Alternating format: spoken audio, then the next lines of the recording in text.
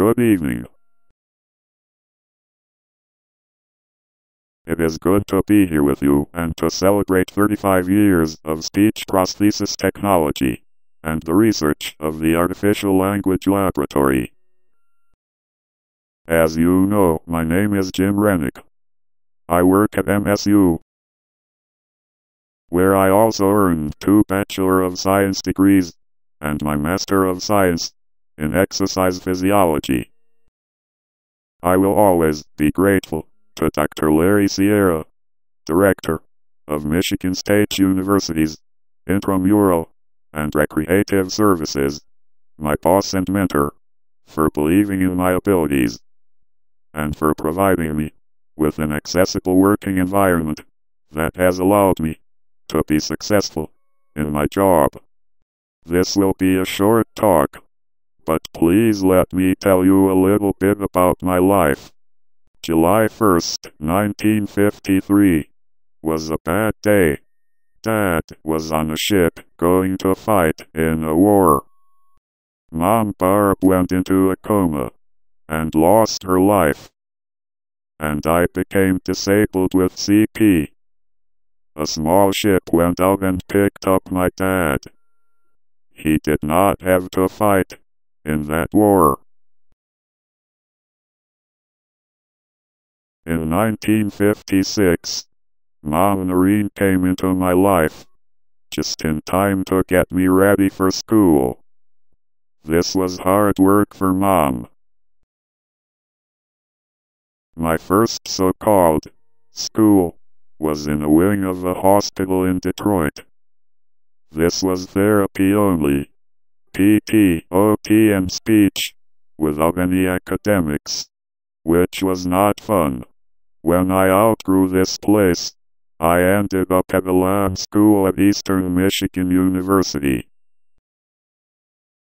The first thing they did was size me up for some leg braces, in hopes they could teach me to walk. This did not work.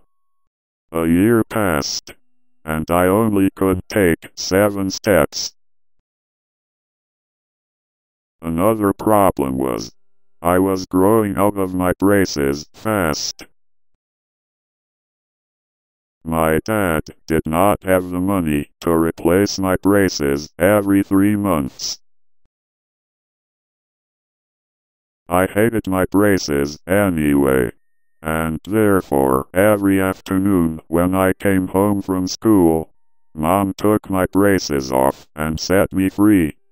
The east end of the Rackham School was our small dormitory, and when I looked out my window, I could see the big dome that the telescope was housed in. When I got up next to the telescope, I looked into the eyepiece, and I could not see anything, because my body was not stable.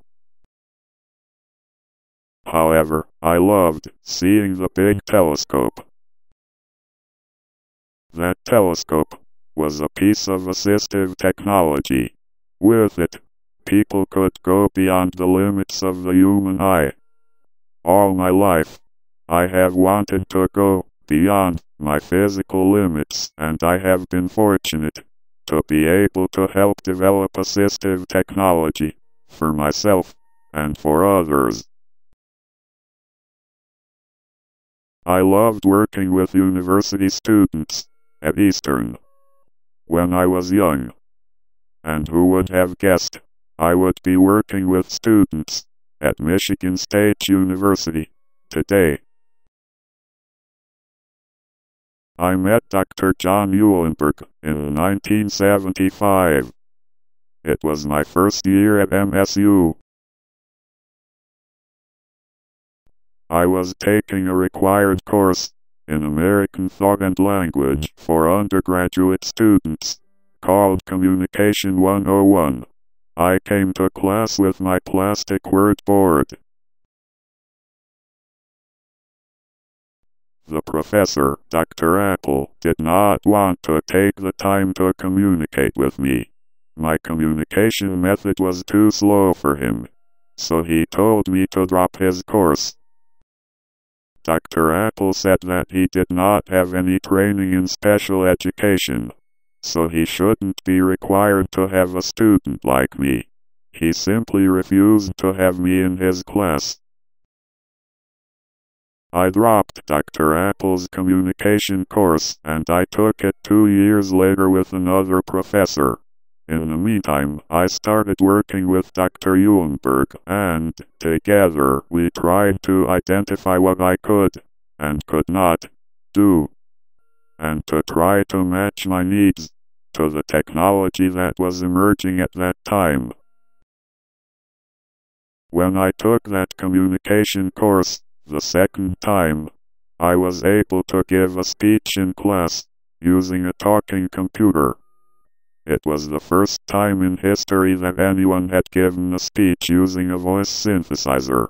At that time, the maximum capacity of any commercial communication device was just 2 sentences. But we had figured out a way to expand the memory capability. I was making history, but for me it was mainly a matter of getting tools to do my schoolwork and get my bachelor's degree. I did earn that degree. In fact, I earned 2 bachelor's degrees. One in food science, and the second in human nutrition. I was determined to go for a graduate degree, so I went on to study exercise physiology, and I did earn my master's degree in that subject. My original goal was to get a medical degree, and I took a lot of courses that would prepare me for a career in medical science. In 1982, our local member of Congress from Lansing heard about my achievements and asked me to give testimony at a congressional hearing about assistive technology. It was the first time that anyone had given testimony using a voice output communication system.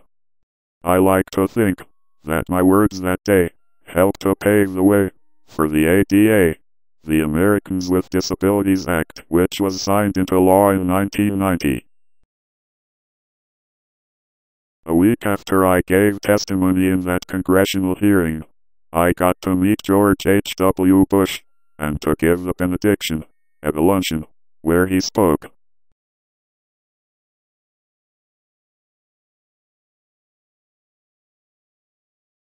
Now, I'd like to go back and tell you why I love Michigan State University. It all started when I was a little boy. I was 7 years old and got to go to school on a university campus, and the seed was planted.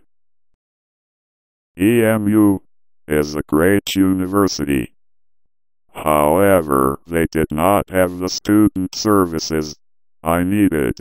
I transferred to MSU because they offered all the services I needed.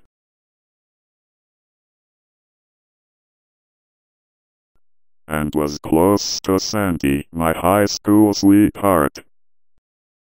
I have always tried to keep fit. I love athletics, and I even won quite a few gold medals in international competitions.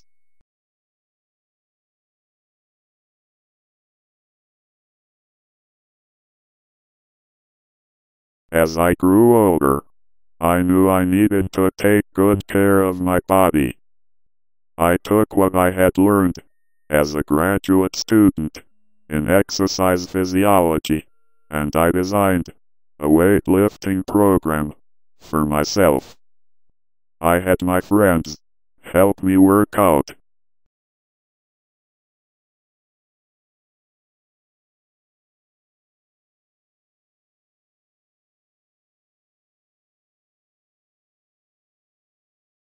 When I received my Master of Science degree, my students helped me work out. That went on for years until, one day, I was ordered by the risk management folks at MSU to stop my workouts. They said I could only do exercises while sitting in my wheelchair.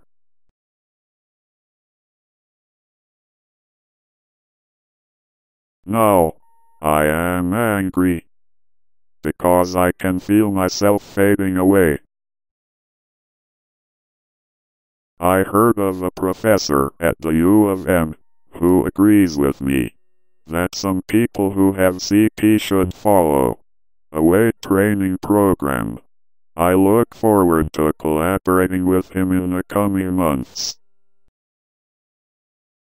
When I was 7, my teachers and therapists told my parents that they should think about institutionalizing me. They did think about it, and I did, too.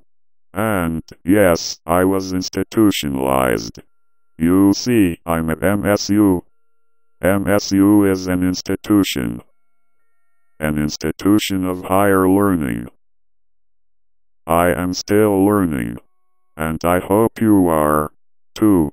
Let's take what we have learned in the past 35 years and make a better world for all.